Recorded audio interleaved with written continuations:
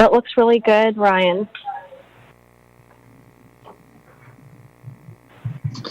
Okay, I can. I'll exit out when we get started if that's how you guys want to do it. Just let me know. That would be great. Thank you. Okay, I'll go ahead and stop sharing right now then.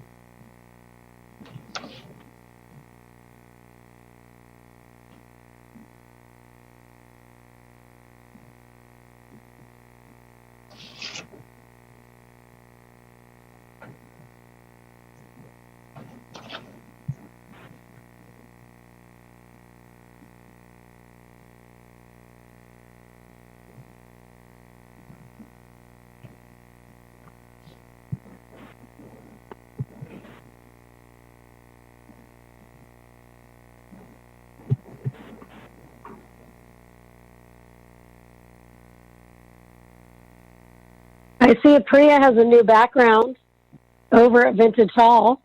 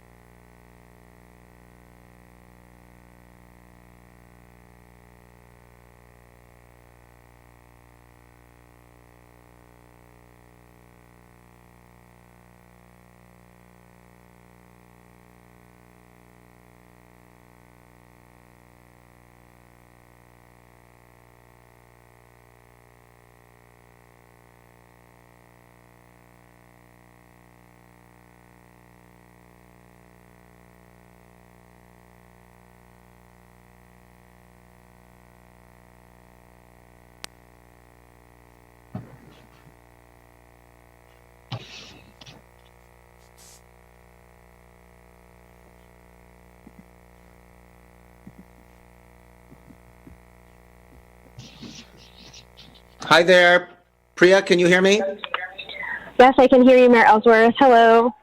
Hi there. Cindy?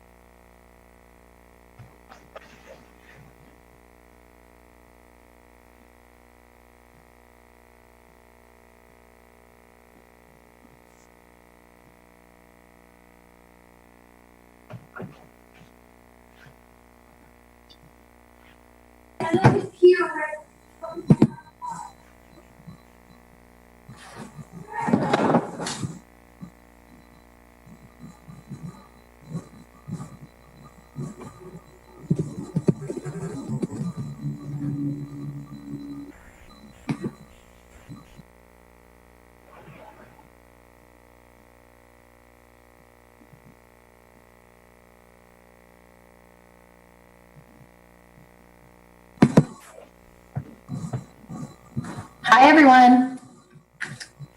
Hi, everyone. Okay, good. I can hear. My audio works. Thank you.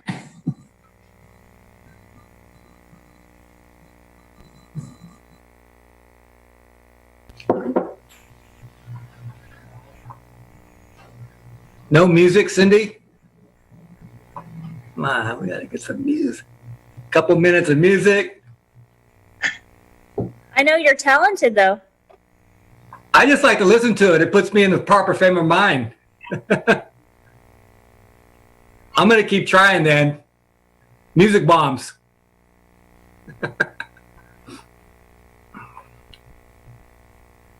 Other things do too, by the way, but that's another story.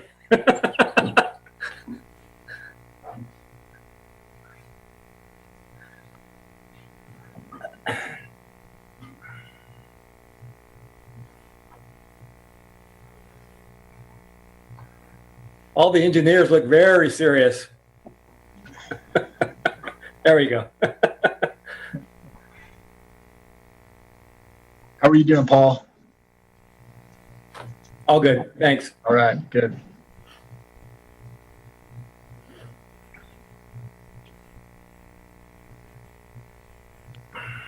I'll keep an eye on Cindy to let me know when we're going to get rolling here. Thanks, everybody, for being here. Just give me 1 minute.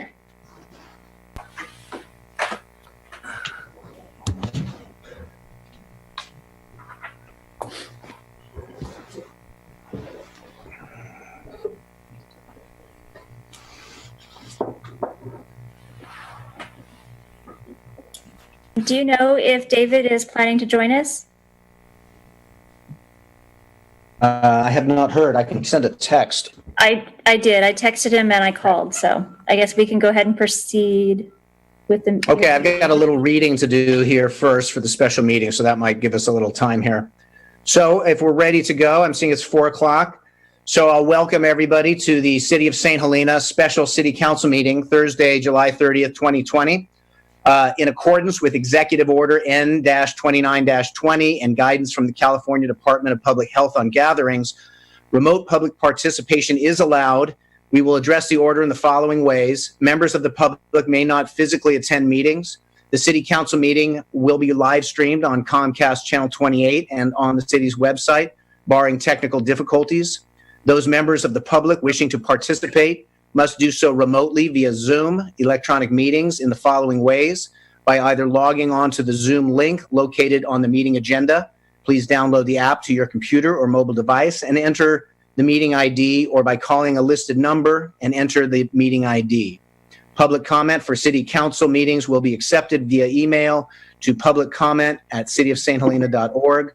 All public comments must be emailed by 4 p.m. prior to the meeting. Emailed public comments will not be read out loud, but will be publicly available and attached to the online City Council agenda. Please see the end of the agenda for detailed public participation instructions. Priya, is there anything that we need to add to that? Thank you very much, Mayor Ellsworth. For those of you who do want to participate for public comment during that time, you can use the raise hand feature. If you are joining from a computer, it should be in the lower right-hand corner. If you're joining from an iPad, it is at the top. And if you are calling in, it is *9. Again, that is during the time for public comment. And thank you very much. Okay, and with that, then we'll move on to our roll call.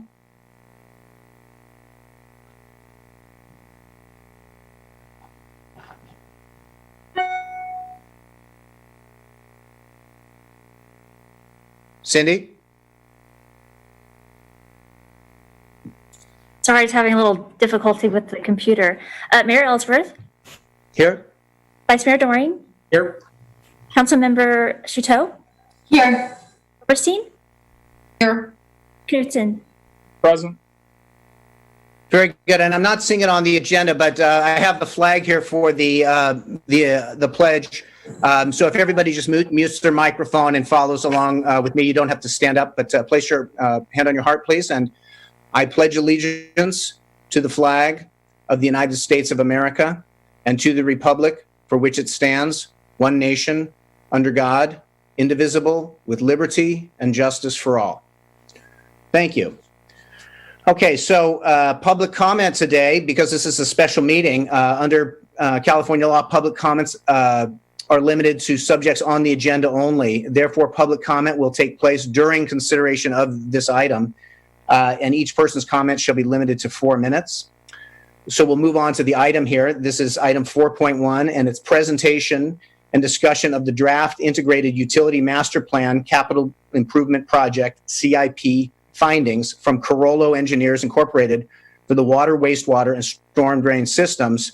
And this is prepared by Clayton Church, our Public Works Operations Manager, and Erica Almond-Smithies, our Public Works Director and City Engineer. And so with that, I will hand this off. Erica or Mark, I don't know who is going to, Mark is going to begin. Thank you, Mayor, and good afternoon, everyone. This is an exciting day because it's an opportunity to receive an update on the condition assessment of our water, wastewater, and our storm drain infrastructure.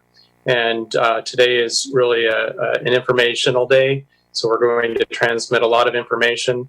It's a step in the process with the development of an integrated utility master plan, and we'll be talking more about next steps at the conclusion of the meeting.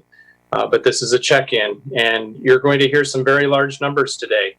And the numbers should concern us. They are so large that it will exceed the capacity of our ratepayers to absorb this in a typical rate adjustment. So it's going to demand that the city look to grants and positioning itself for funding opportunities such as stimulus packages and things like that. And we'll, of course, need to look at other funding strategies as well down the road, along with further prioritizing some of the work. So I just wanted to share some introductory remarks along those lines, and I will be introducing Clayton Church, our Public Works Operations Manager, also to share a few comments. Clayton. Good afternoon, Mr. Mayor and City Council members. So the city determined the need for a utility master plan for all three disciplines, domestic water, sewer, and stormwater. It was recommended by staff to incorporate all three of these into one integrated utility master plan. So with us today is Project Manager Tim Loper and Ryan Orgill from Carollo. City staff's been working with Carollo's project team, and we've coordinated the reconnaissance of data, input from staff, related studies, policies, regulations, and all other pertinent background information to develop a comprehensive utility master plan. This plan lays out the framework for future rate studies and will also be utilized in planning for upcoming Measure T pavement projects, identifying areas of underground utility system that need to be addressed before paving or sealing roadways, avoiding going back and cutting into new finished roadways. Today, Tim will summarize the water system analysis, wastewater system analysis, stormwater system analysis, initial capital project costs and prioritization, preliminary findings of the study, and the next steps moving forward in the development of the draft and the draft and integrated master plan report for review and implementation. And from here, I'll let Tim take it. He has a PowerPoint he's going to present. Thanks, Clayton. And again, good afternoon, Council and Mayor Ellsworth. Like Clayton said, I'm Tim Loper from Carollo Engineers. I've also got Ryan Orgill with me from Carollo. Ryan and I have been working for the last couple years on this project with Erica and Clayton and his staff. And like Mark said, this is sort of an exciting moment because we get to talk about the findings and how we move forward with making improvements to the city systems. Ryan's going to share his screen. We're going to walk through a PowerPoint presentation here. Should take 35 minutes or so to get through it. There's a lot of information, like Mark said. and we'll answer any questions that you have once we get through the information. Go ahead, Ryan. So the objectives today are to summarize the system analysis deficiencies and preliminary capital improvement plan. Like Clayton said before, we've got a number of topics. We're going to talk about the objectives, all three of the systems in somewhat detail, and then go through the capital improvement costs and the findings, and also, like Mark said, talk about some next steps. Go ahead, Ryan. The overall project objectives were to evaluate the water, wastewater, and storm drain system performance against industry standards and specific criteria that have been established based on the city's existing operations conditions, and then determine the deficiencies where the systems are actually deficient and where they need upgrades or improvements. And we're projecting future system demands and wastewater flows and developing capital projects to serve existing but also future growth, including phasing those projects based on risk and priorities, as Mark alluded to earlier on. Go ahead, Ryan. Okay, so I'm going to start off giving some background on the water distribution system analysis that we conducted. So some stats on the existing water distribution system. There are approximately 47 miles of pipeline ranging in diameter up to 24 inches. There's three main water supply sources that serve the city of St. Helena. That would be number one, your water treatment plant, connection to the city of Napa, as well as three wells that are located within the city's system as well.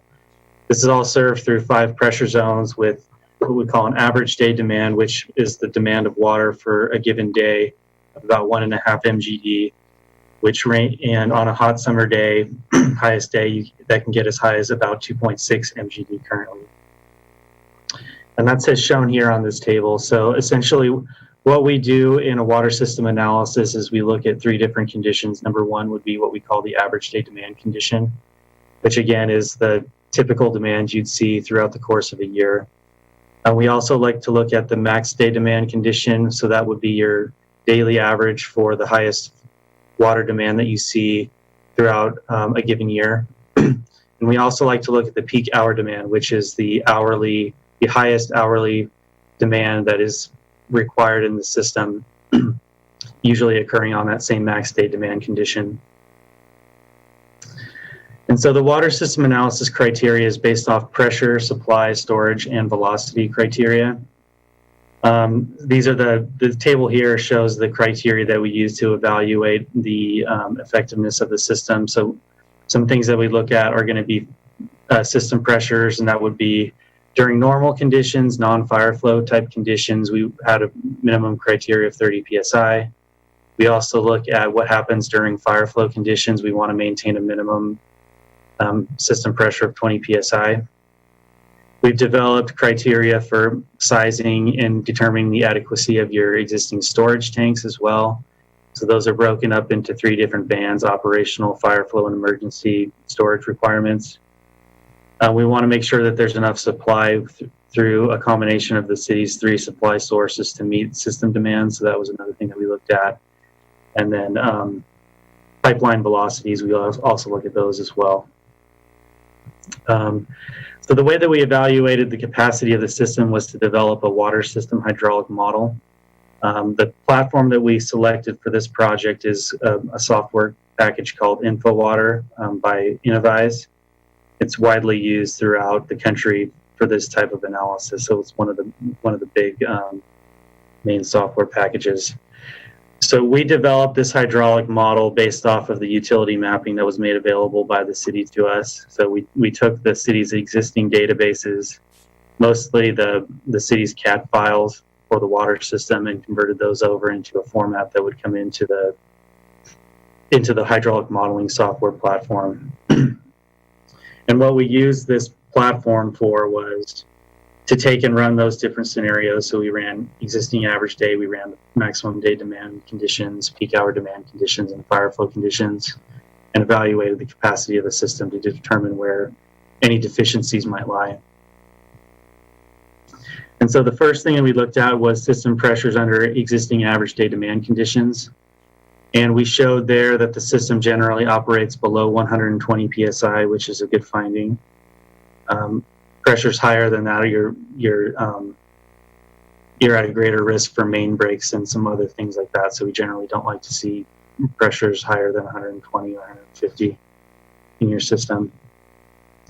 The existing peak hour demand system analysis showed pressures generally above 40 psi throughout the water distribution system. This map here shows the pressure gradients throughout the city's water distribution system. Generally, you're looking between 40 and 80 psi under peak hour demand conditions, which is where we want to be.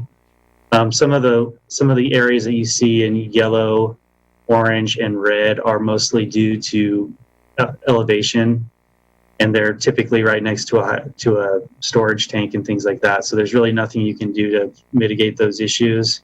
It's just something that we like to note to city staff so they're aware of the areas that could potentially have lower pressures. Our velocity analysis showed an isolated capacity restriction with a peak velocity greater than 10 feet per second within the pipe, which is something that's a concern to us. The main reason for this specific, and it's kind of hard to see, but it's down at that little red dot down at the bottom. And that is associated with a pipe bottleneck that the city staff has noted to Carollo. So there's a section there where the pipe is a 12-inch that I think necks down to something like a 2-inch pipe, something along those lines. And essentially what happens there is you create a big bottleneck and you get a lot of system losses within that pipeline. So that was one area that we were looking at. The major capacity issues in the water distribution system were associated with fire flows. And our analysis flagged 21 hydrant locations with a residual pressure below 20 psi. And just for some background there, 20 psi is industry standard for the minimum acceptable residual pressure during a fire flow condition in water systems throughout the country.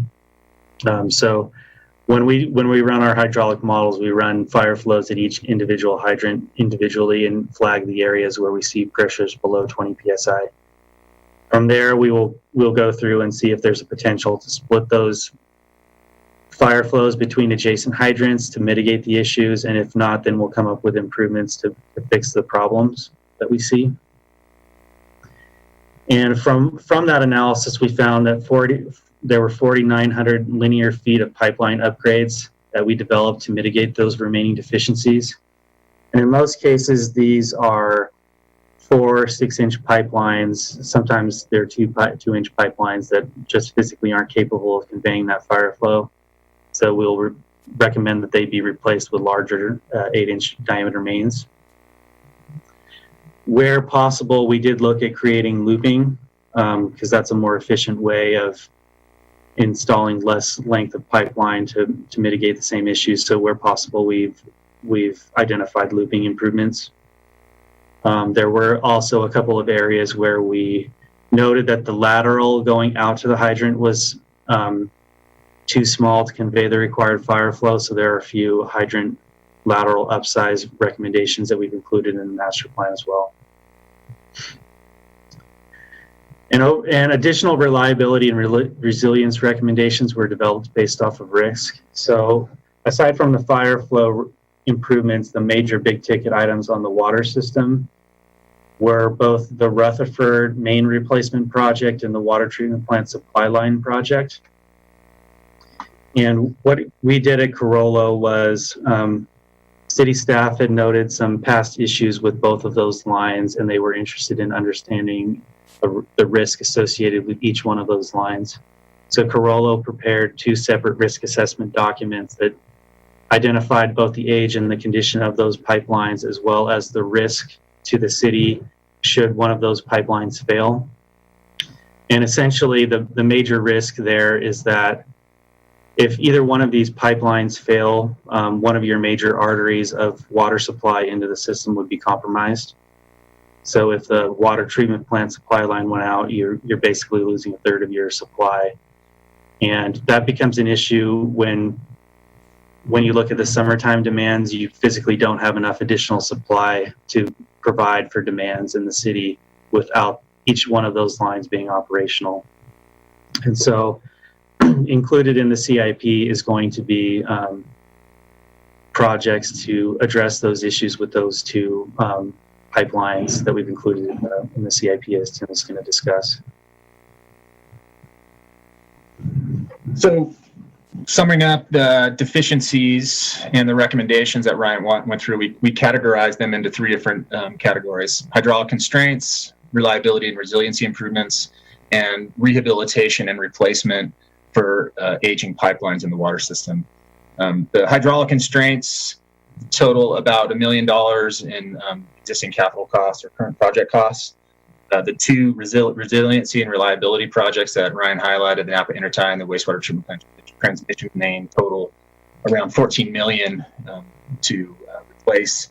And then over the course of the 20-year period, we've allocated an additional $7 million for replacement of aging and deficient pipelines based on condition. Total water system CIP of about $21 million. Go ahead, Ryan. Looking at prioritization in terms of the four phases in the 20-year CIP, we placed the reliability and resiliency projects in phase one at $13.6 million for an average per year of about $2.7 million. We moved the fire flow improvements and the initial phase of the rehabilitation and replacement into phase two for about $2 million and over that course of that 5-year period. And then the additional rehabilitation and replacement costs of $1.5 million for phase three and phase four are in the five-year increments to close out the CIP. So the phase two and phase three, or phase two, phase three, and phase four total about $300,000 to $400,000 a year. Really, the majority of the cost comes from the resiliency and reliability projects in phase one. Okay, so moving on from water into the wastewater collection system analysis. Again, we'll give some stats on the existing wastewater collection system. One thing that I will note here, start off with, is that the service area for the wastewater collection system is quite a bit smaller than the water distribution system. So you'll note that there are significantly fewer pipelines associated with the wastewater system, up 24 miles of pipe ranging from 4 to 24 inches in diameter. And you'll also note that the average dry weather flow is what we're calling here, which is this flow that you're seeing in the system under a typical average flow day is about 0.4 million gallons per day. The major issue on the wastewater collection system side is associated with what we call infiltration and inflow into the sewer system. So basically that means whenever you get big rains within the city of St. Helena, you're seeing large increases in wastewater flows coming into the system. And if you'll note the number here, that peak wet weather flow that we're seeing in the system is 5 MGD compared to 0.38 MGD on an average day. So pretty large peaking factors there compared to the size of the city. And so your historical average dry weather flow ranged from 0.33 MGD to 0.4 from 2013 to 2018. And this table shown below documents those flows. So what you see here, the second column is going to be your average dry weather flow. So that's typical summer month flows. The average annual flow that you're seeing in the first column here varies significantly by year. And you'll note that 2016, 2017 big wet years, the flow into the plant on an average annual basis went up 0.2 to 0.4 MGD over what would be a typical average day. So we do see a large impact from wet weather into the sewer system. We're also showing the maximum daily flows here as well as peaking factors. So these would be the largest flow day of the entire year averaged over that day. And what we're seeing is on your max day flow in 2017, you got 3.8 MGD into the wastewater plant compared to the typical average dry weather flow of 4, leading to a peaking factor of 9.2, which again for a max daily flow is fairly large. Monthly influent flow showed significant wet weather responses into the collection system. So this is the information from that table shown in a graphic form. You've got the red line here is going to be your average monthly flow compared to the gray dots here, which are going to be your average annual flows. Or no, those are the minimum day for that month. So what we're seeing here is, again, you get a big rain month and you see a sharp increase in the flow into the collection system as a result of that. The black dots are going to be that max day flow as well. So typically you'll see a couple days of a large wet month where you have a whole lot of rain and you get peak flows that are much higher. So that's what's shown here. So when we evaluate collection systems, we develop system performance criteria that measure against allowable flow depth criteria. And essentially what that boils down to is how full do you allow the pipelines within your sewer collection system to get, whether that be you don't allow them to surcharge at all, which would be keeping everything within the pipe. For areas with large impacts from wet weather in California, clients will typically allow for some sort of backwater or surcharging into manholes under those peak wet weather events. And that's kind of what's illustrated on this map on the right there. So the criteria that we used for the city of St. Helena was to allow the maximum flow depth under a peak wet weather design storm condition to encroach within 3 feet of the manhole rim. So that's utilizing all the available capacity that you have in your collection system without running the risk for major sanitary sewer overflows, which can be an issue. When we're sizing new sewers, we typically use more conservative criteria, so we don't allow surcharging when we've implemented a pipeline improvement, but when we're evaluating the system, we allow surcharging to within 3 feet of the manhole rim. So similar to the water distribution system, we developed and used a hydraulic model to evaluate the capacity of the wastewater collection system. And for the sewer system, we used a platform called InfoSwim, which is basically the sister platform to the InfoWater modeling software that we use for the water distribution system. That is shown here.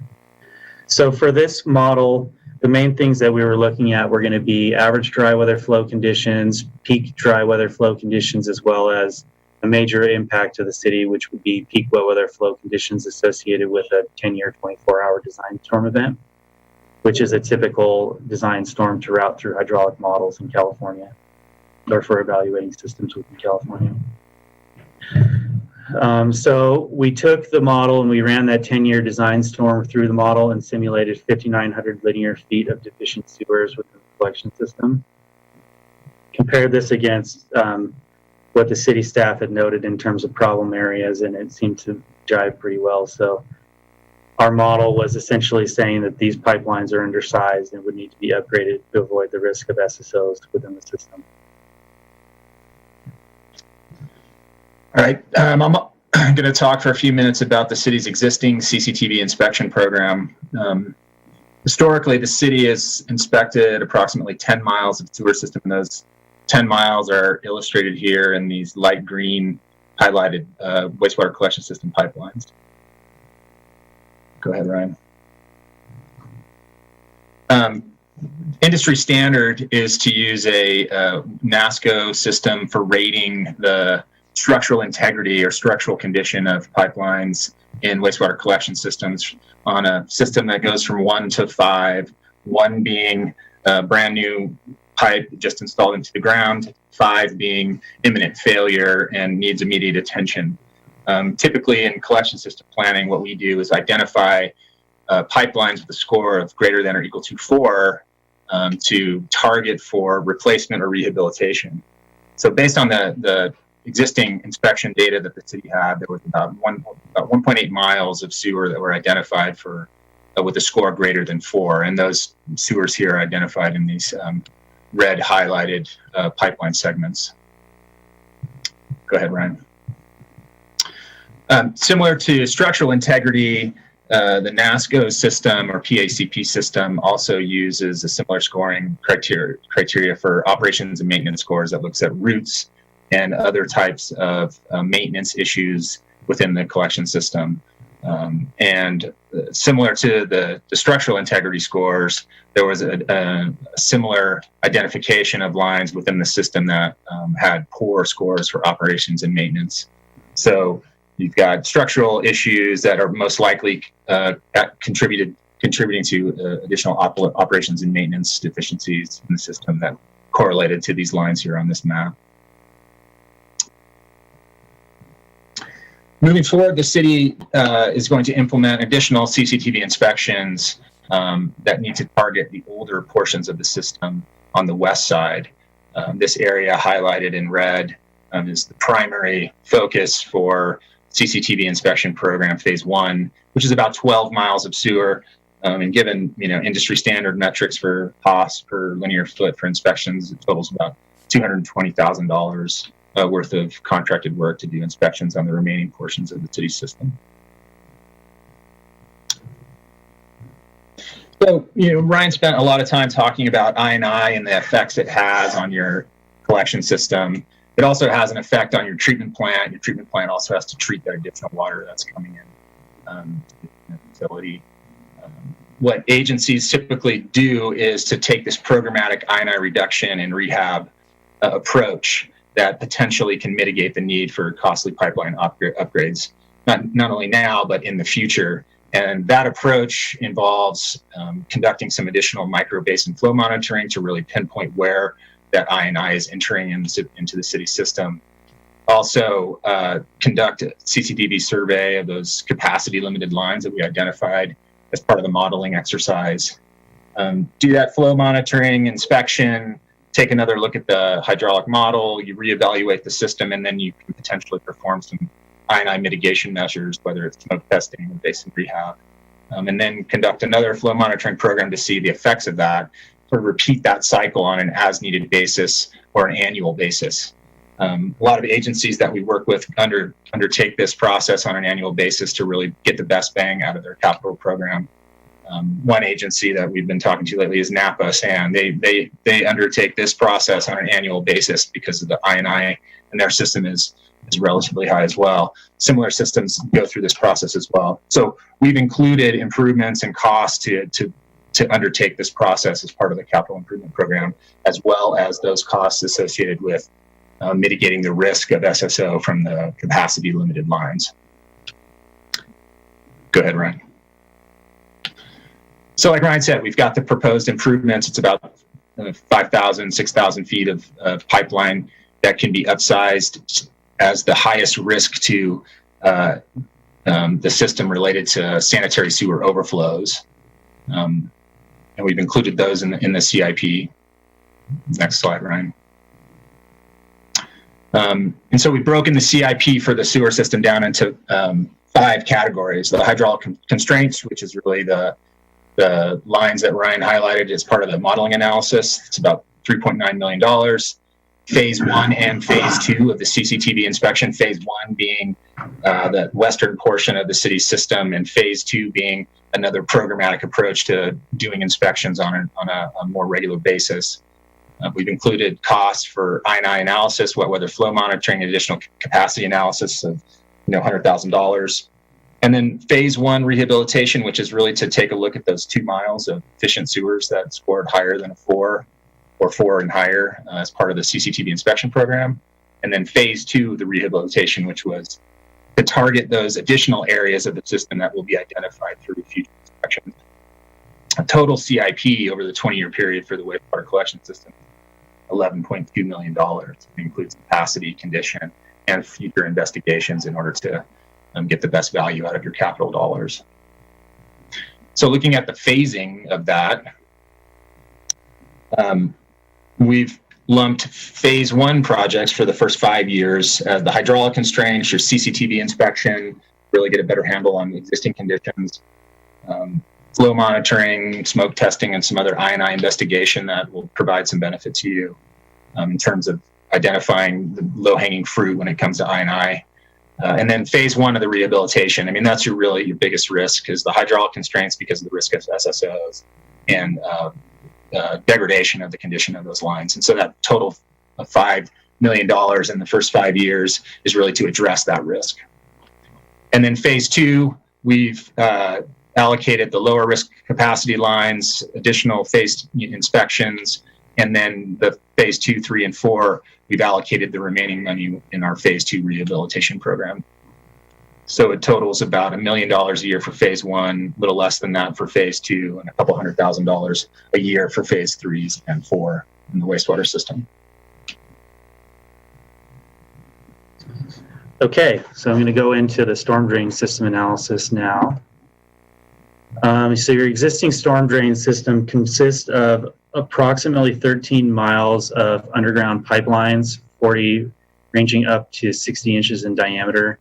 You also have several areas that are primarily just served by surface drainage rather than curb and gutter type service, and those will drain into ditches, which will ultimately discharge into a river.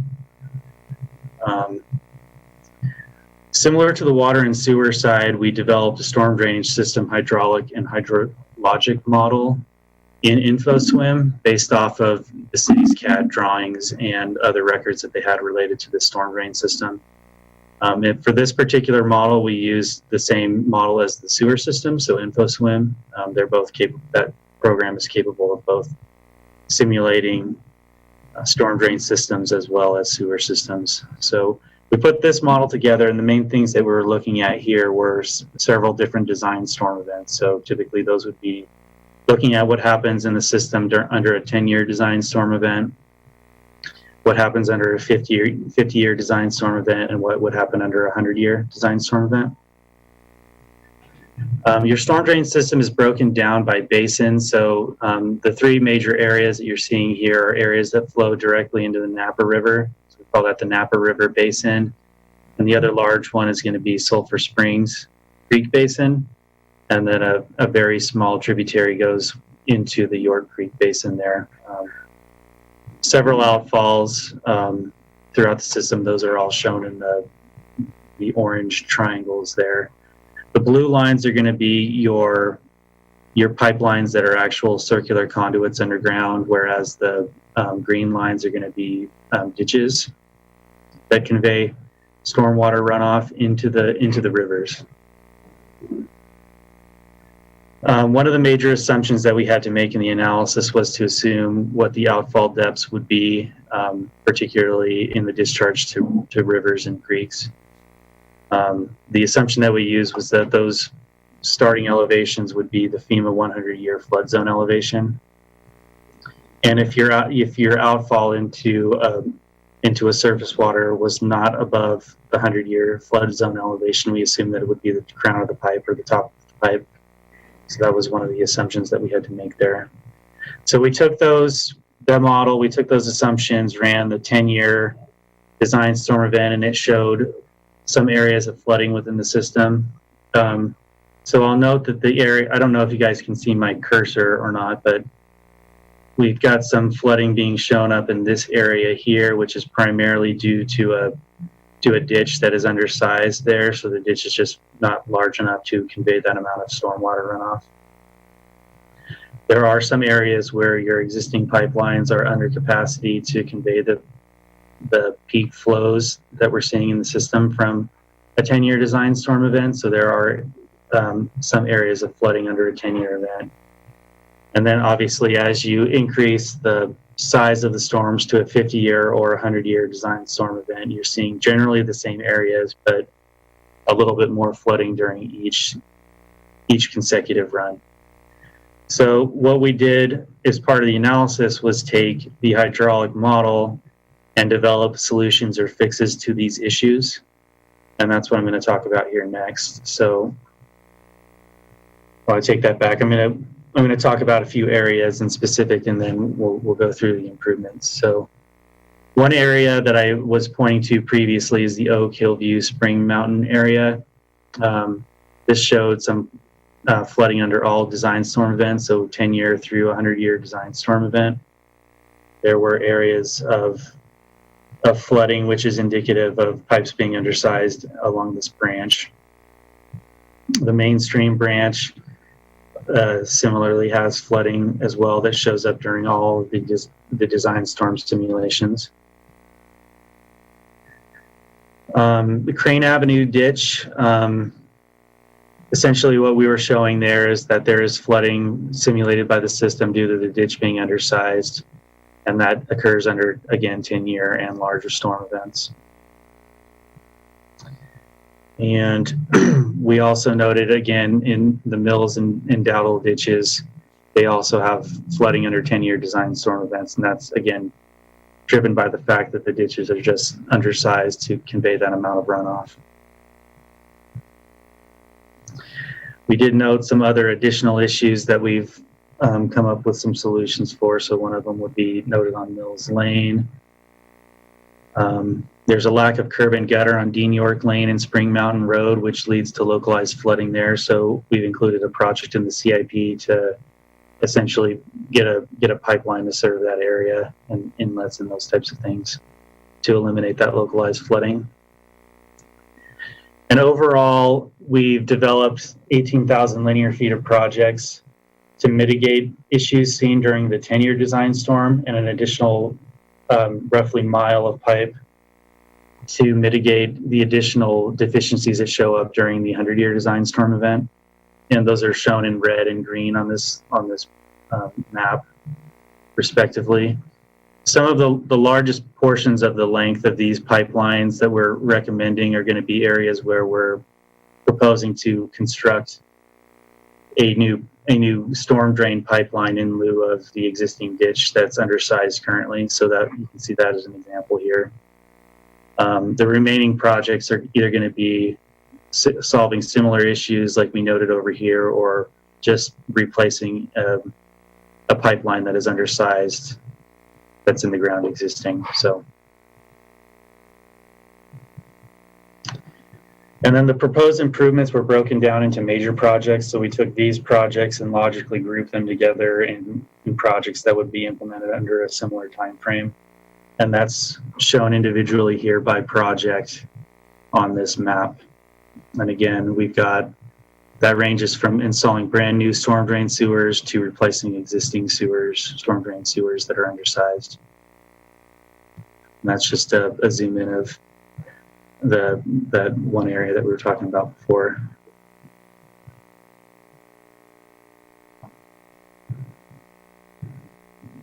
You're on mute, Tim.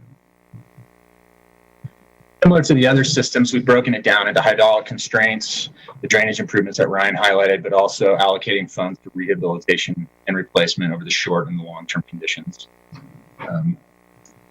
Hydraulic constraints totaled about $12 million, rehab and rehabilitation over the 20-year time period in the CIP was $7.5 million for a total of $19.2 million. And then looking at prioritization in terms of phasing over that period, we've allocated about $4 million to phase one. Phase two and phase three are slightly more at 6.5 and 5.8 million. Phase four would be $3 million. On average, close to about $1 million a year for phase one, two, and three, as well as about $500,000 a year for phase four for the storm drain system. And then what we did was we took the three CIPs and pulled them all together to look at overall phasing and costs for the complete integrated capital improvement program. Phase one, again, the bulk of the $22.5 million was included in the resiliency and reliability projects on the water distribution side, the wastewater treatment plant and Napa intertie transmission mains. On the wastewater collection system side, it was primarily targeting risk related to SSOs and pipeline failures. And storm drain was targeting the highest areas of flooding that the city deals with currently. And then the remaining phases were $12.1 million for phase two, total 8.5 and 6.7 for phase three and four, with generally decreasing annual costs over the course of that 20-year period. Thought being that and reevaluation 10 years, 5 to 10 years down the road would update these tables as you move into phase 3 and phase 4 for further detailed designation of what those projects would look like. Next. And then just in summary, summarizing the system, 3 systems as a whole, the existing water system improvements generally included fire flow and risk-based projects. We talked about that, addressing low pressures during fire flows and really risk and resiliency associated with being able to supply water to the city's customers during max day demands. On the wastewater side, one of the main topics was the amount of I&I that's entering the system and the surcharging that causes and the risks of SSOs, as well as taking a more focused approach to look at I&I identification and mitigation to bring those peak flows down. Point being, even if you address the capacity deficiencies, you still have significant issues with I&I, and you take a programmatic approach to mitigating that I&I, and it helps your collection system, but it also helps the treatment plant. And then on the storm drain side, and just another thing is the inspection program, and really taking a detailed look at what's happening in the older parts of the city's wastewater collection system and targeting that in the next several years to complete that inspection. And on the storm drain side, it's about addressing areas of existing flooding and developing projects to mitigate that throughout the period. And with that, it's the close of our presentation, and we're happy to answer any questions that council may have for us. That's really tremendous work, and we've been waiting to look at this, and it's really critical to our functions and our foundations here. So we want to thank you for everything you put into looking at this. Are there any initial council questions that have come up? I have a few, but let's see if there's any others that come up first. Vice Mayor Doring? I think it would be helpful for me and for the public to drill down a little bit on some of the jargon and terminology that's used, either by way of a definition or by way of an example. And I'll give you a couple of things that I jotted down just to help our public better understand our system. Pressure zones, how they're identified and what their implications are for our system. What is a hydraulic constraint? You talked about I&I, inflow and infiltration. I've always wondered what the difference between inflow and infiltration is, so that would be helpful for me. I understand what an SSO is, a sanitary sewer overflow, but give an example of how that would occur, under what circumstances and what the implications are. I'll start there just to kind of give some general terminology definitions. I'll have more questions as the discussion goes forward. Thank you. Sure. Yeah, those are all good questions. I mean, this is terminology that we operate in every day, so it's sometimes we forget that people don't always understand what we're talking about. A pressure zone, your water distribution system is broken up into different zones based on elevation. And so if a system of the pipelines is at higher elevation than a system of the pipeline that's lower, water has to be pumped up or flown down or distributed down into that pressure zone. Like Ryan said, we want to maintain pressures between a certain range in order to optimize system operations. And so you establish these pressure zones in order to do that. You can imagine that if the pressure is 40 psi at the top of your system, it's going to be 250 psi at the bottom of it, just because of the static pressure of water and sitting in those pipelines. And that's what you do, is you break the system up in a pressure zone. A hydraulic constraint is really an area of the system where it's stressed beyond its evaluation criteria. So, for example, in a water system, we set, AWWA sets a standard, or the American Water Works Association sets the standard that you don't want velocities higher than 10 feet per second. And so if there's too much water being forced through that pipeline, the velocities will be above that, and it will create head losses that are that create a negative effect on the operations of your water distribution system. Similar to a wastewater collection system, it's a pipe, and if you force too much water through it, it gets constricted, and then it surcharges the system and backs it up into the manholes. And that's how an SSO occurs. The pipes are too small, there's too much water coming into it, it backs the system up. The water surface within that collection system rises up to where it reaches the street level and starts coming out of the manhole into the street. And obviously nobody wants raw wastewater flowing in the street. And so when we evaluate collection systems, it's really about providing enough capacity to mitigate any sorts of risk related to SSOs. That was 3 of them. What did I miss, Council? A&I, the difference between inflow and infiltration. So infiltration and inflow. Inflow is essentially comes from a direct connection from a storm drain. So for example, somebody's house has a basement drain that drains water coming in through the downspouts off their roof, and it flows directly into the collection system. Inflow, you typically see the rain hit the ground and it enters into the collection system and creates a steep spike in the flow rates as it comes into the pipelines. A lot of older cities have combined systems where storm drains are connected directly to the sewer system. That's a combined system or a CSO system.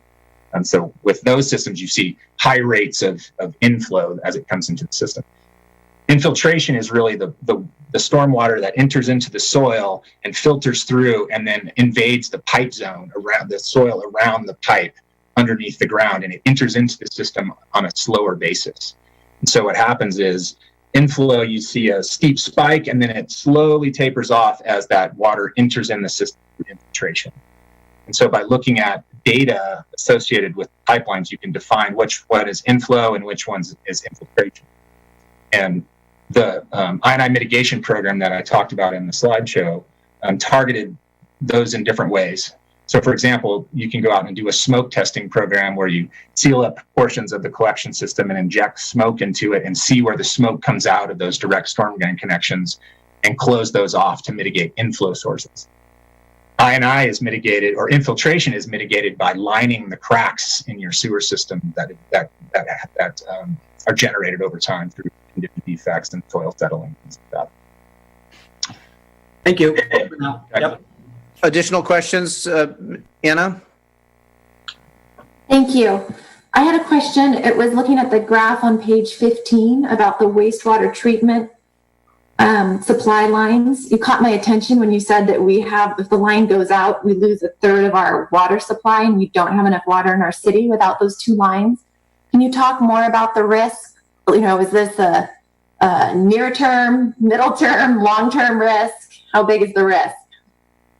And well, so based on, working, with Clayton and his staff, we've learned that, let's take the Napa intertie line, for example. There's been a series of line breaks in that distribution line over the course of the last, 5 to 10 years. So we know that the condition of that line is deteriorating and needs to be replaced. It's reached its useful life. The analysis that we've done shows that without the treatment plant and without the Napa intertie, if you're in the middle of August and everybody's irrigating and one of those lines breaks, you won't have enough supply to provide adequate system pressures throughout the system in order to meet the criteria that we've established as part of the evaluation. So because of the history of breaks in the Napa intertie and the fact that it is such a valuable piece of infrastructure to provide water during peak times, if that line should fail, there is a risk to the city related to its ability to fight fires or supply during peak demand times. Similar with the treatment plant line. okay, thank you very much. Thank you. Any additional council questions at this point? I'm seeing Mr. Knudsen. David? Hi, I have several questions and comments. First of all, on the stormwater, you mentioned Dean York Lane. That's a private road.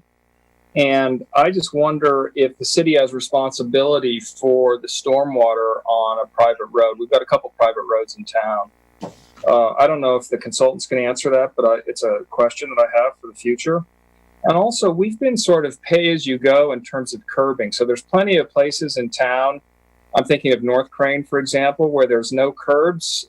These were rural roads originally. And then when we've permitted new building permits, we've expected them to actually install curbs. And I'm wondering if there's any analysis of that that sort of shows that we've been essentially forcing new owners to add infrastructure for the benefit of all of us in those locations. So those are two stormwater questions. On the wastewater, did I miss this? But is the Carollo pump station work, which is really a problem already today? It's an open system and it stinks, and it's problematic for the neighborhoods, the neighboring folks. I'm not certain that I saw that as an improvement, and I actually think that of all the improvements that are out here, I think that's the improvement that should occur first. And then, here's my glasses. I guess this is a wastewater question, but I want to put this in context, is that we've obviously got rainwater into our sewer system, but I don't have a sense of how common that is at similar cities or throughout the Bay Area. Is our system particularly leaky, or is it just unusually leaky? I really would like to see some benchmarking, and in fact, just to let the public know, if any public's watching, for example, last week at the Parks and Rec meeting, we discussed sort of this cost allocation for our fee structure. And one of the missing pieces, at least for me, is that we didn't compare our fee structure against any of other similar towns. And so I'd love to see sort of from both this wastewater in terms of our sewer system, how leaky it is in terms of the leaky the wrong direction. Where do we fit? It's always great to compare, and this is great analysis sitting by itself, but I don't know if we've got, are we driving a 10-year-old Toyota and we're about to buy a Mercedes, or are we driving a 50-year-old Edsel and the clutch is about to drop out. And then in terms of the water system, we've got this problem where we're going from 12 to 2 inches and then back to 12 inches. I don't know where the water system sits compared to the Highway 29 retrenching that was done just a couple of years ago. It's very disruptive to all of us up Valley. But we put up with it because we were undergrounding utilities and they were advancing lines and this, that, the other thing. Am I mistaken? It was before my involvement in city government. I thought that we had also done some improvements to the water line coming from Napa, and that's right in the middle there. So I'm very surprised that there's sort of a 12 to 2 inch to 12 inch pipe again. No wonder that's a massive problem. And then I also want to think about benchmarking in terms of this the CIP sort of 20-year time horizon. Front load, even. What do other cities do about this? Do they sort of address all the problems? I mean, is it really lumpy? I mean, what you really want for public infrastructure is that you're spending the same amount every year. So it's very known to the ratepayers and to the bondholders if there's debt, et cetera. And our school district actually does a fantastic job of that to match essentially their improvements to the schools so that it's an even amount over time. And I think that would be a super piece to look at. And then finally, this is the great thing about comparing to others or even for ourselves is, can we put these models online so that our residents can look at them so they're not somehow obscured or just simply attached to a particular meeting? It'd be lovely for people to be able to see this as a section of our city website. That's it. Thank you. Erica and Clayton, I mean, I can take on, there's 7 questions here. I'll take on the ones that I can answer, and then you guys can jump in as you see fit. Does that sound good? Okay. So the first one, the stormwater in a private road, hydraulically, those systems are all connected. So we can't, isolate New York Lane versus the rest of the hydraulic basin. So we model it all as one, and it ends up that way. How you want to mitigate issues in Dean York Lane if it's a private road, future discussions as we move forward into project implementation.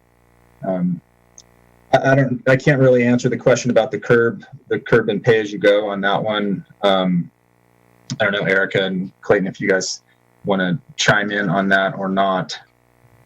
And then the Canella pump station, I'll get with Clayton. I mean, capacity-wise, it seemed fine. But if there's an odor issue or condition issues, then we can definitely address those and work with Clayton to understand the challenges there and include it in the project.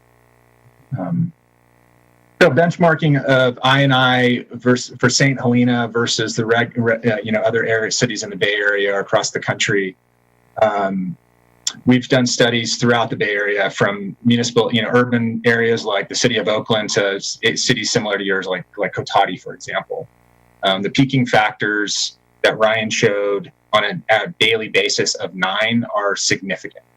To give you an example, some of the overall for the city of Oakland and East Bay Mud, their peaking factor on a system-wide basis is 13, and they have an EPA consent decree to mitigate that. You guys are at a 9 at your worst, so you're approaching a peaking factor similar to what you would see in some of the worst, quote-unquote, I&I affected agencies in the Bay Area. We're currently working with other agencies that are your neighbors that have peaking factors that are similar, maybe not as high. So I wouldn't say you're extreme, but I would say you fall within a typical agency that has I&I issues that need to be mitigated on an annual basis in terms of dealing with it on a programmatic approach.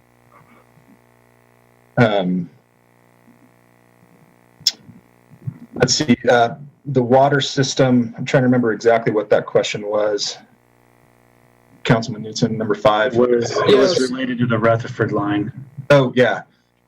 I can't speak to the historical work that's been done there. I think a lot of the work that was done there was based on the fixes of, the point breaks that have occurred over history. But Erica or Clayton could probably answer that question better than I can.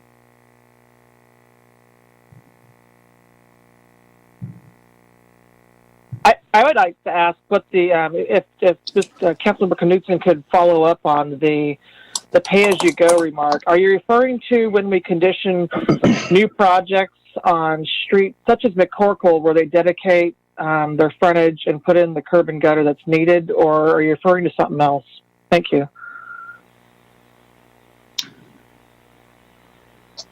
Yeah, and just building off of that, what we try to do, Councilman Newton, is really prioritize those projects over the course of time. But ideally, you're right. The idea is to develop a rate structure that will fall out of this master planning project to allocate funds appropriately on an annual basis, so you're not spending a bunch now and then not spending money and then spending money later. That's why we try to look at condition and allocate rehabilitation and rehab funds over the course of the CIP program over the 20 years. And then question 7, which was, can we put the models online? We can address that. However, Erica and Clayton and Mark would like to do that. We're then happy to share any information that we have that can be shared with the public. Very good. Are there any other questions at this point? So I too sort of was interested in the bottleneck that you had mentioned, and something to me that seems fairly significant to look at.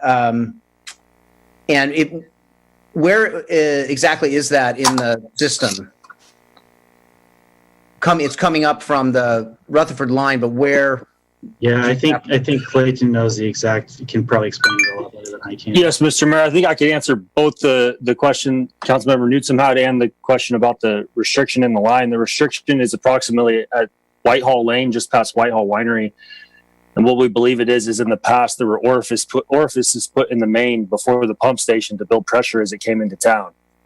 All of those weren't removed, and it's actually at the beginning of the Bale Slough project, which was approximately 2,200 feet of main replaced. It was bored into place, pulled into the old existing pipe. We found deficiencies. Most recently, we had a big failure right at Bale Slough that was the connection of the new main to the old main. What we believe happened is when they pulled the old line in, they drug old dressers, and it scarred up the line in many spots. We had a really bad failure just last year in that area. So did that answer your question, Councilmember Newsom and Mayor? Yep. So, another project that's been moving forward is the LAFCO Municipal Services Review. Is that something that Carollo's familiar with? It's a countywide municipal services review? Not in intimate detail, no. Okay, I'm just wondering if there's some synergy in how we look at some of these things. Our system sort of extends out beyond our city limits in a couple areas. And so perhaps there's some synergy. Hearing that you work with Napa San is great too. It's sort of, the more we analyze this system, the more information we get, I think the more able we are going to be able to get our heads around how to address these issues. So thank you. The detail is excellent here. I'm going to open it to public comment. If I'm seeing Mary, Ms. Koberstein. So, you mentioned the need to do the CCTV inspection, on a pretty large area of the west side. The cost does not seem that significant, but what you find there might be. How long does it take to do something like that? That's a great question. Typically, a contractor can do a couple thousand feet a day. So breaking down, I'd have to do the math on exactly how it would take. But I would think that a contractor could do that over the course of a summer to do that portion of the city. We did allocate that money into that 5-year period with an understanding that it may be restrictive in terms of doing it all in one chunk. How the city moves forward with implementation, I think, is still up in the air. But given that that's one of the older areas of the city, I mean, what you find there could be fairly significant, I would think, in terms of the sewer work we need to do, which is right now at 11.2, half of the water and the wastewater. But it would seem to me to be really prudent for the city to undertake that, so we have the full picture. That's prioritize things. Yeah, that's one of the reasons why we prioritize that inspection, but we also included $2 million in phase 1 to deal with the issues that were found. The assumption would be deal with the stuff that was already identified, but also have money available should you find an emergency fix that needs to happen through that inspection program.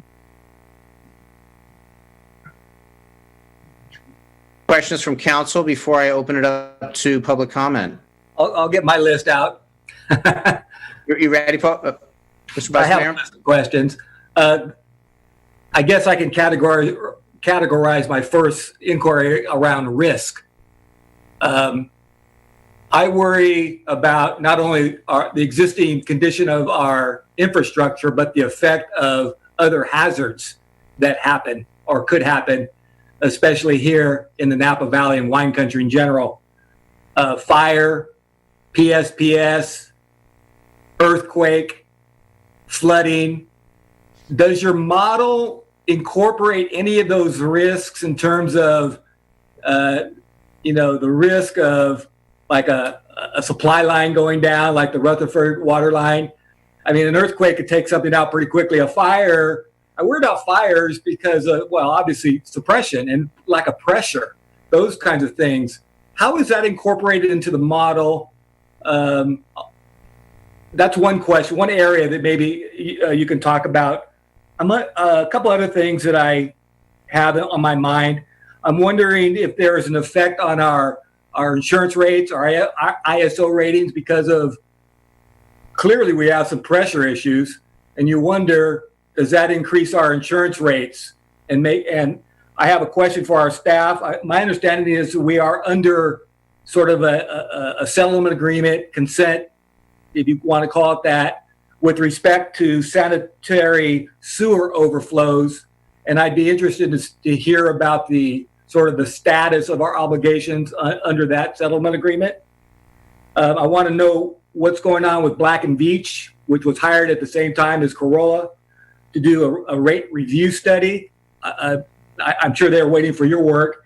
And I guess the last thing I want to know is why did it take so long? I guess I don't know the answer, but it concerns me. This your work took 2 years instead of the anticipated 1 year, and maybe there's nothing strange about that. I'm wondering, is there something that you found that should be troubling to us as council members in terms of our oversight and what we're doing? Why it would take 2 years instead of 1 year? Those are the things I would like to have explored.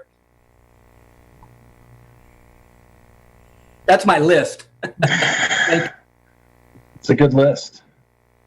In terms of risk, we don't really consider earthquakes or fire hazards or things like that. What we do consider is stressing the system to a worst case scenario. So like on the water side, what we do is we model peak hour demands on top of max day to figure out what the worst case condition would be. And then we also looked at, should one of your supply sources fail, for example, if it failed, supply line failed during an earthquake, or a tank was disconnected, or you lost a treatment plant because of that. We look at that, and that's one of the reasons why we've identified those resiliency-based projects.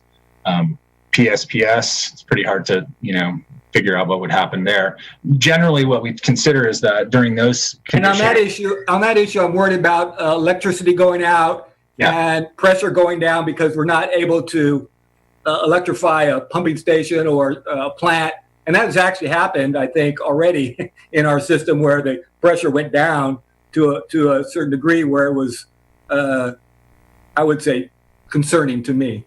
So the PSPS issue was actually addressed when we met with city staff several months ago and went through some of the preliminary findings. And the recommendation is that you have backup power at every critical facility related to your water system.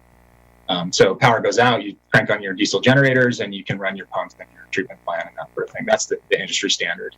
And we talked with Clayton and Erica about that specifically. In terms of the ISO rating, we have identified the fire flow deficiencies. You mitigate those. It shouldn't have an impact on your insurance, but city staff would have to look at that more closely. In terms of Black and Beach, Erica, I'm sure, could answer that question. And then just in terms of the project schedule, one of the things that occurs with these projects is that the amount of work that goes into it, the amount of data that we need, and the specificity of that data sometimes can be an iterative process that we have to work through with city staff. And sometimes there's delays associated with that. And so we deal with that the best we can. Obviously the pandemic and some other issues have created some progress delays. But typically, to do a project like this, it takes some time. Thank you. Okay, I'm going to open it to public comment at this point. Priya, are you there to help look? I'll see as well if we're seeing any hands up. I am looking right now to see if there are any members of the public who would like to speak during public comment. Can I get my one again first? Yeah, certainly. I'm sorry. The settlement agreement and our obligations therein with respect to sanitary sewer overflows, etc. That would be helpful. Thank you. Yes, I believe you're speaking to the Riverwatch agreement. And so that requires us, the agreement requires us to certify all of our employees to be collections operators, C1 collections operators, cleaning, CCTV that we're working on through CIP, and prioritization of pipe replacement, like projects such as Brown Street that we just did. Those would be the requirements of that Riverwatch agreement. Paul, is there another question? The Black and Beach. So we put on hold the completion of the Black and Beach. I wanted to also follow up on Carollo that we spent over 6 or 9 months scanning all our old flat files that have never been digitized. So it took a lot of time to upload and have Carollo go through all those files and get them to a manner that you guys saw today on the PowerPoint. And then once they had all the data, they still continued to work with operations staff and administration staff to try to understand our operations and anything else we were missing. So it took a long time. So I think the original timeline was going to be 12 months to finish it, but our city was not digitally ready yet, but we're there now thanks to Dash Data and our city clerk on getting that consultant on board and making that happen, and Carollo being there. Black and Beach will be following up now that we have all this information and the amount of funds needed to keep our security of our infrastructure. We can now go back to Black and Beach and hopefully wrap up the engineering assessment that we need on our water system. I think that answers Council Vice Mayor Doreen's question. Thank you very much. I appreciate the comments. Okay, thank you. I'm getting an echo here. So Priya, are we seeing any hands up from the public at this point? I'm looking right now, Mayor Ellsworth, to see if there are any members of the public who would like to speak. Again, I'll remind folks that if you're using an iPad, it's at the top. There's a little raise hand feature. If you're joining from a computer, it's at the bottom. And if you're calling in, it's *9. I'm not seeing right now any people who would like to speak during public comment right now. Okay, well, I'll bring it back to the council. I had a follow-up question on Black and Veatch. So with this new information, are they still engaged in terms of having worked to a certain point that they can now sort of incorporate this, or do we have to go back with them to a beginning point, or are we sort of just, they're on hold at this point? They're on hold, but now we can re-engage them now that this information has come in the last month and a half. Okay, and is there an indication or an idea of how long this next phase of that project would be until Black and Veatch might be able to come back, or is it having them see this first? It would be seeing this information first, because we literally just got it a month and a half ago, and then we refined it further before we came to this workshop. I think it was actually 2 months ago to refine the workshop. We wanted to present to you, see the direction we have and feedback, and then re-engage Black and Veatch at that time. Okay, and then does Carollo stay on at this point to help in the process of integrating all the information, or is this a handoff, or does Carollo stay engaged? They're two different complete consultants. Carollo still needs to finalize the draft and bring back a big planning document. But the Black and Veatch is completely separate. So once we have a more finalized, refined water assessment, we can then share that with Black and Veatch and then have them work independently, concurrently. Originally, I think they were going to take 4 months if we'd had all this data with us. We didn't have it since it was delayed because we didn't have anything digitalized, as I just explained. So hopefully now we have this information before us. We have a capital improvement program identified and an amount identified. They can work on their end with the engineering assessment and complete it. Okay. Are there additional thoughts from the council at this point? Questions? Ms. Chateau, Anna? Just wanted to note, that the amount of money is so outstanding. It's taking a moment to have it absorb what we need every year to be able to meet this really important need for our city. And I know when I talked to City Manager Prestwich about it, you helped me understand some of the steps that we can take moving forward. Would you be comfortable talking just in generally about that so the public can understand what our thinking is for how we move forward with our priorities and how we now need to get our priorities in place and what those costs are and how we move forward on finding the funding for it?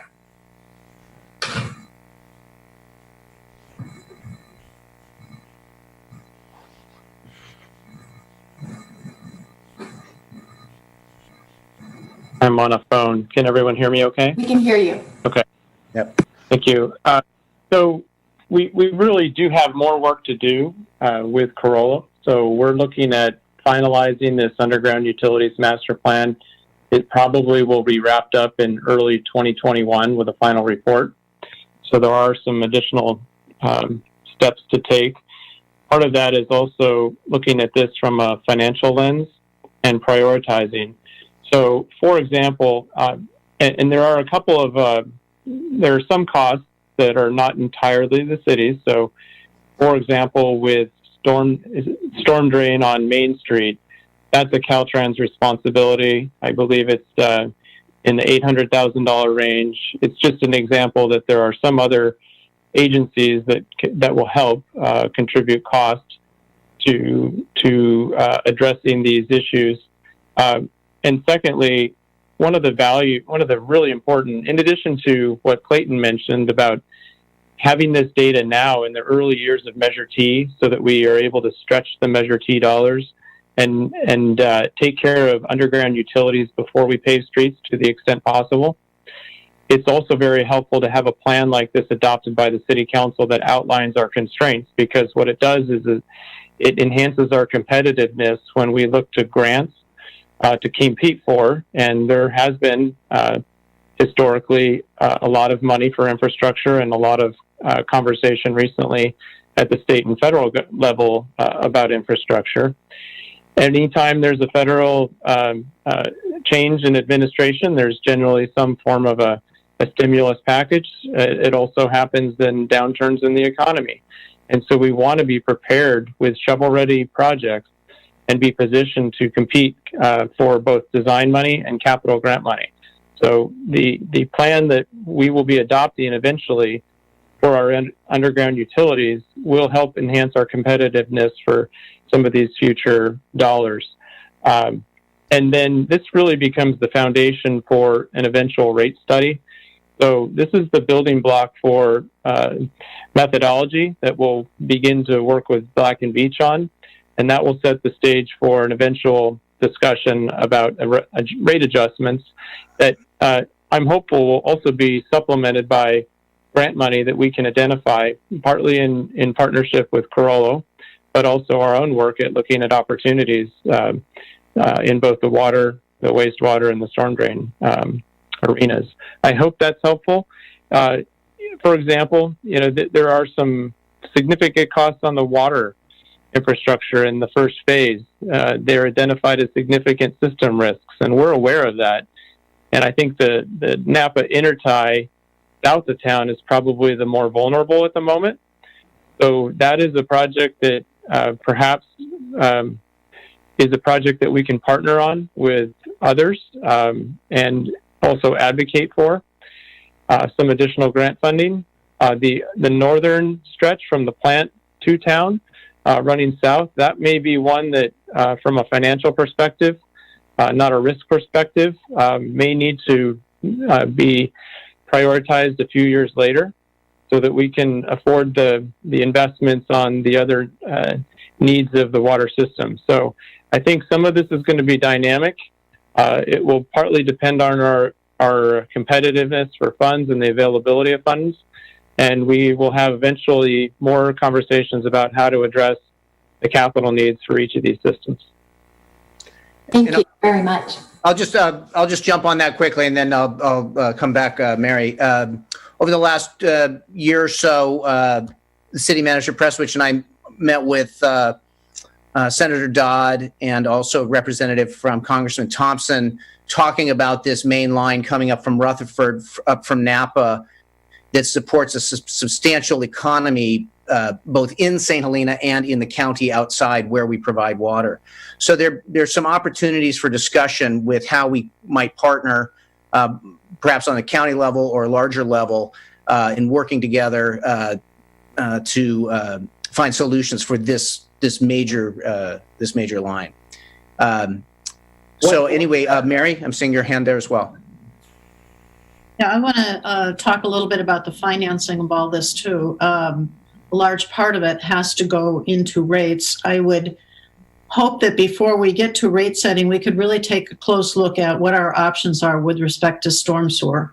A question that I have been asking, it seemed from a fairly recent staff report that there was a possibility that it could go into the wastewater rates or perhaps have its own rate structure. I think we should look at that. It's the least expensive of the package, but it's still pretty significant at about $500,000 a year.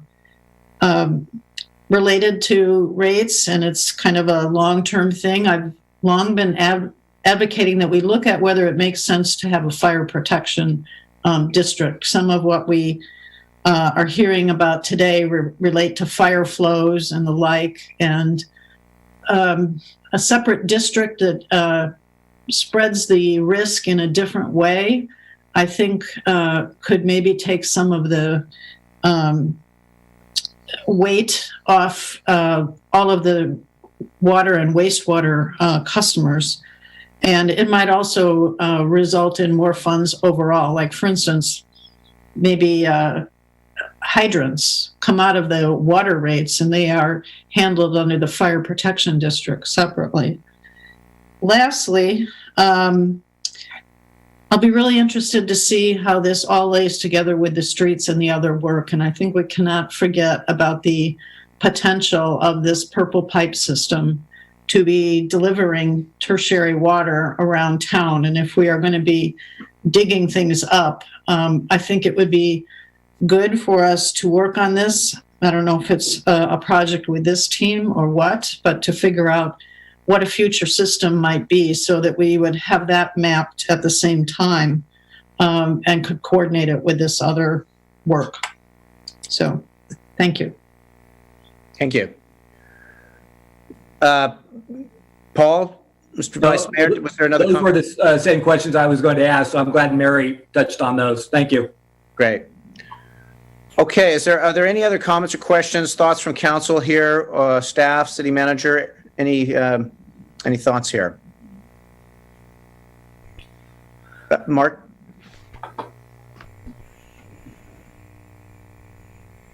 There was a question that Vice Mayor Doring asked about ISO rating. I don't know the answer to that, other than I can tell you our ISO rating went up this year, which is a good thing for the fire department. But with the publication of information like this and the periodic review of ISO ratings, it may be something that catches the attention. So I think it just underscores the importance of addressing concerns and ensuring that our system pressures are adequate to meet fire needs. Thank you. So in terms of next steps, this meeting is informational, but we know that our city staff is going to stay engaged in terms of bringing this information in. And it was mentioned early 2021, it'll be finalized. And so is there, we're going to be having updates in terms of our wastewater treatment plant system. And perhaps as we move forward on that, we'll continue to get more information as we go, just so that we and the cities sort of keep this on the radar as we move forward. Is there anything else here before we go? I want to thank Paul. Mr. Yeah, President. just maybe the staff could come back in a few weeks and maybe get some information with regard to other smaller cities, just some general ideas of what they're doing, how they're approaching these issues, and are they similar to ours, like Yountville and Calistoga, Healdsburg, just to see the magnitude of those costs and see if we're in that. I suspect we are. I mean, from my perspective, this is a legacy issue, obviously, that is built up over many, many decades, right? So it's, especially infrastructure, it's out of sight, out of mind, right? And now it's out of hand in terms of cost. So I'm sure other smaller cities with limited capacity are dealing with the same issue. I suspect we're in the same ballpark, but I think it would be nice to get some information from some of the other cities just in terms of what they're doing, what they're planning, and how they're addressing it. And maybe we could share some of our information in terms of how we're approaching it, and they could share it back with us. I know on a Napa County level, those discussions are happening, but it would be kind of nice to say, where are we in the mix of this staggering endeavor that we're going to have to face over the next many years? It's going to be expensive. So thank you. But I think that's good to point out is that it is a challenge for us, but it's also a challenge for many cities finally looking at these issues, and having this information come forward gives us the ability to step forward and actually start making decisions. referring again to the LAFCO report, I think that does introduce some of our other smaller cities and gives an overview where they are, and that might lead into some discussions. Working together, what have other cities learned? What can we learn from them, et cetera, et cetera. So I support the idea of coming back in a few weeks with some thoughts on that. Mr. Knudsen? Just to add to Vice Mayor Doring's and your thoughts, Mr. Mayor, is really if we could do apples to apples as well. I mean, it's unless it's actually, concrete in terms of sort of size and percent that's not acceptable, percent of wastewater that's affected by rainwater, those sorts of things. This may be difficult, but on the other hand, this is all public information. We've got public information. Other cities must have it as well. So that's it. Thanks. Thank you. And am I seeing Tim? Yeah, I'll just add to that, just to talk to Councilman Doring and Knudsen's question related to where sort of, anecdotally, where do you guys reside related to other cities? I mean, Ryan and I have worked with cities of your size or smaller across the Western United States, from Colorado through Arizona all the way up to California. This challenge, you're not alone in this challenge. Lots of smaller agencies face this because of the legacy issue that we mentioned earlier. So it's not unique. In terms of, your system and how it performs and the criteria that we're using in order to evaluate your system, we typically fall back on industry standards that are generally accepted across the board. So we're more than happy to come back and share, what other agencies are using in terms of those criteria and evaluation. But what you'll find is that it's pretty normal across the board to use the systems that we've used in terms of evaluating your system. You do have some inherent challenges, but you're not unique in the fact that you're facing these now. Underground utilities, unfortunately, are on the cutting edge of technology that other industries are engaged in at this point in our history of human beings. So, thank you. And before we go, I want to also support Ms. Koberstein in the thought of looking at fire district in that water is a very critical part of a suppression system. So as we're talking about all of our systems, how and where do they intersect? Where can we find efficiencies and synergies? So as we as a city look forward, I think that that's an important aspect to look at as well.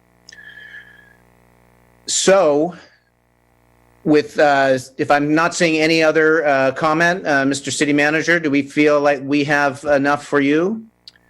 Okay, very good. And I appreciate everybody's input. And this really want to thank Carollo for the work and helping us move forward.